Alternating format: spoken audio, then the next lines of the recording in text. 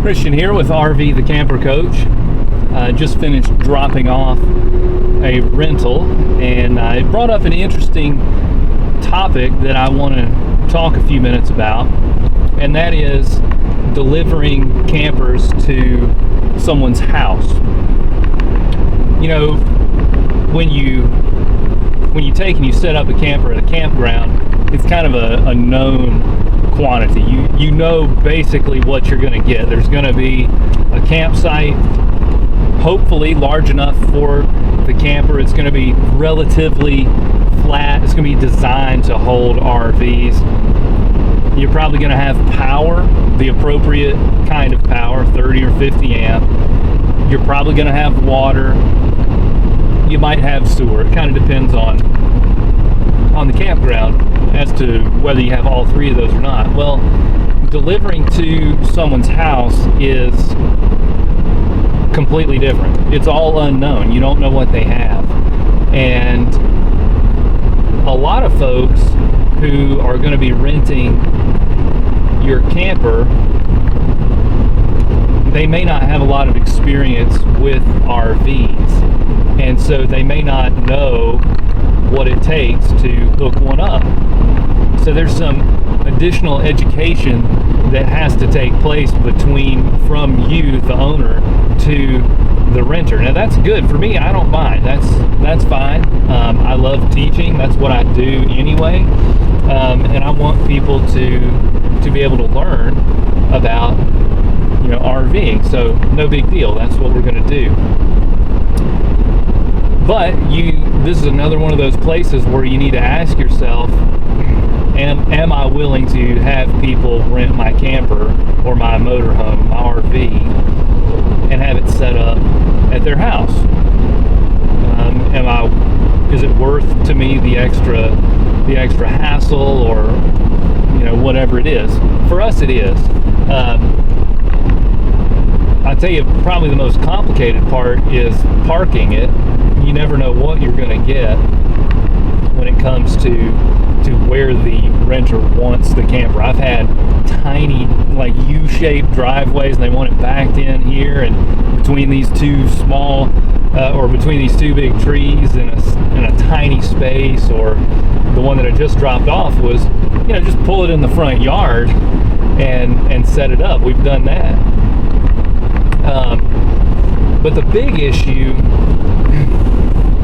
and the thing that I want to spend some time talking about, just so you get an idea, so you're aware, is the power issue. Because water is pretty self-explanatory.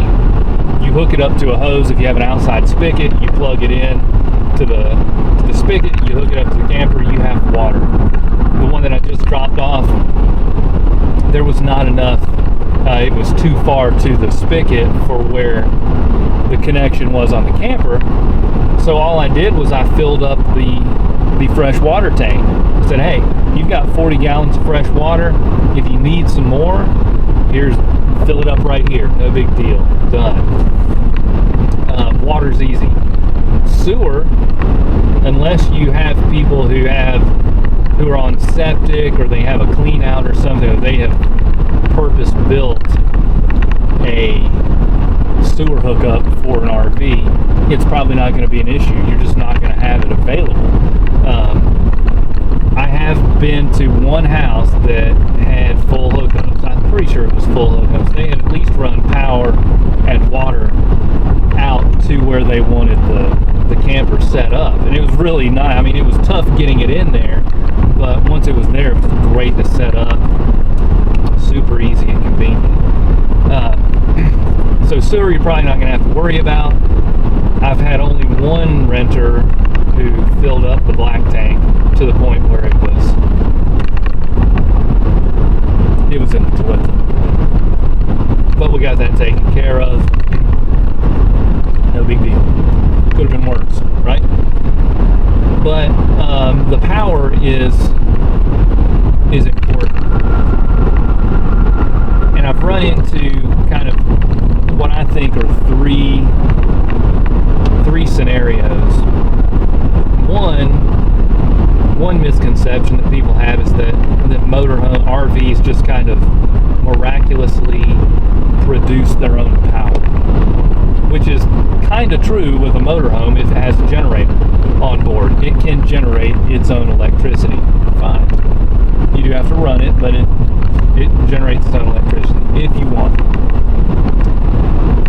The other misconception, the second misconception, is that, you know, we have travel trailer and that travel trailers just miraculously generate their own electricity, which they don't.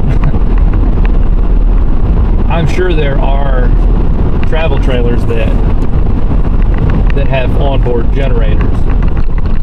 Ours is not one of them, nor does it come with a generator. I would love to invest in a generator. That way I know when they go to hook it up and they go to use it that they have all the right equipment, all the right connectors, and there won't be any trouble.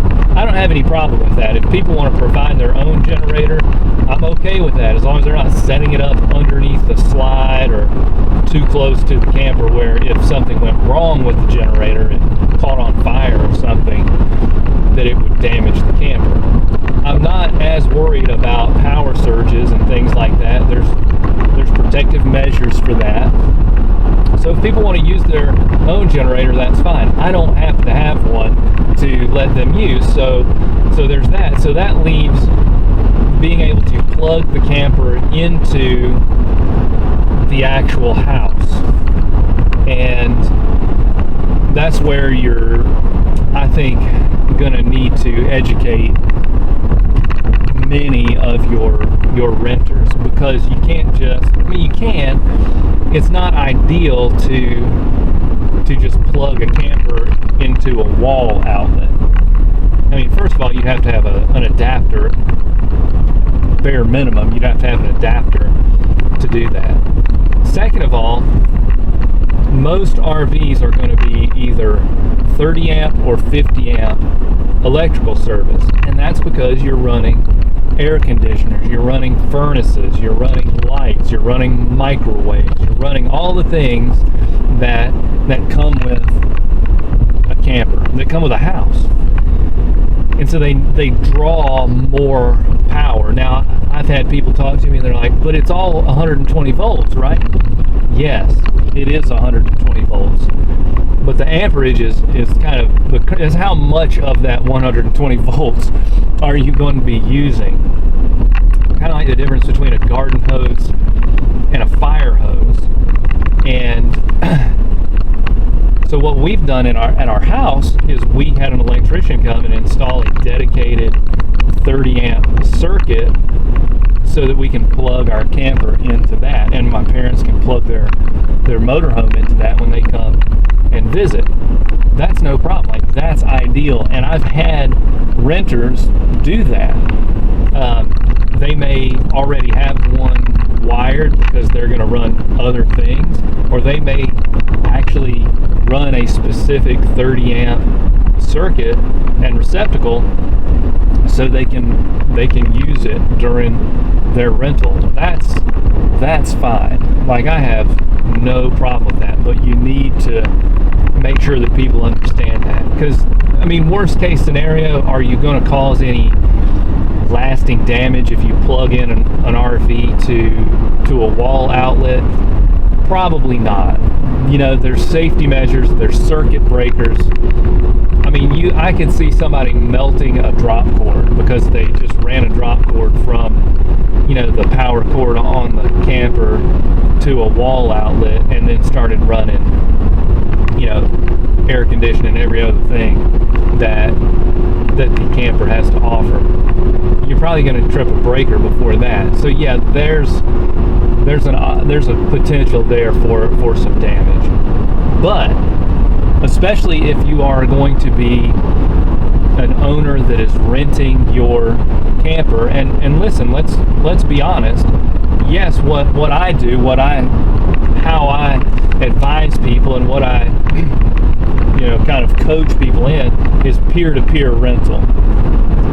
So yeah, it's your camper, and you are technically you are renting it to someone else. You may or may not have a business with a separate name, and that's your camper rental business. But what you are doing when you are renting your camper if you're doing it like we are and you're using it to produce enough income to cover the expenses of the camper, you have a business. And part of the camper rental business, if you're going to be not even good at it, like if you're going to be a decent human being and you're going to rent your camper, you want people to have a great experience. I mean, that's one of our driving values, and one of our hopes as we rent our camper is that we want people to have fun. Like, we want them to not just enjoy it so they rent from us again. I'd love for them to enjoy camping so much that they decide that they're going to buy a camper and they're going to go camping with their family and they're going to rent their camper. That's fine. That's great. I want people to have a great experience when they rent our camper. And so if you have somebody who has plugged in and every 5 minutes they're tripping the breaker, they're probably not going to have that much fun. It's going to be a hassle. You're going to answer a whole lot of phone calls. You're going to answer a lot of text messages. So it's good to try to educate people on the front end, especially if they're going to have you set up your camper at their house. Let them know about the power. Make sure they have a circuit that will handle, all that camper has to offer, because it's August right now as I'm filming this. It says it's 80 degrees, but it's like 950% humidity, so it's hot.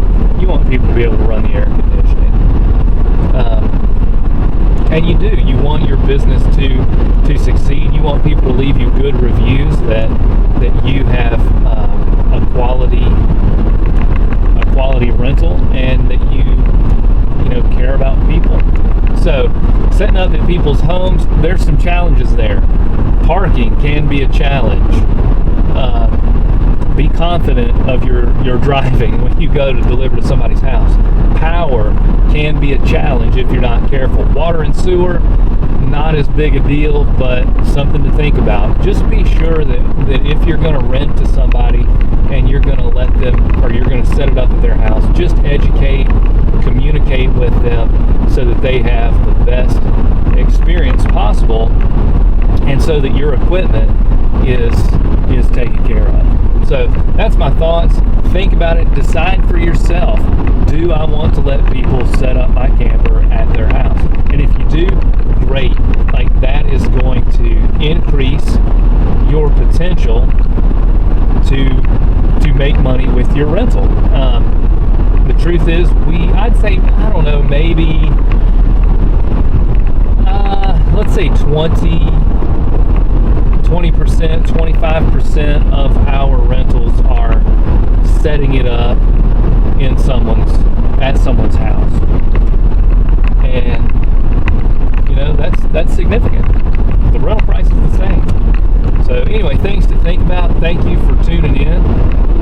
Hope you have a great camping experience. I hope that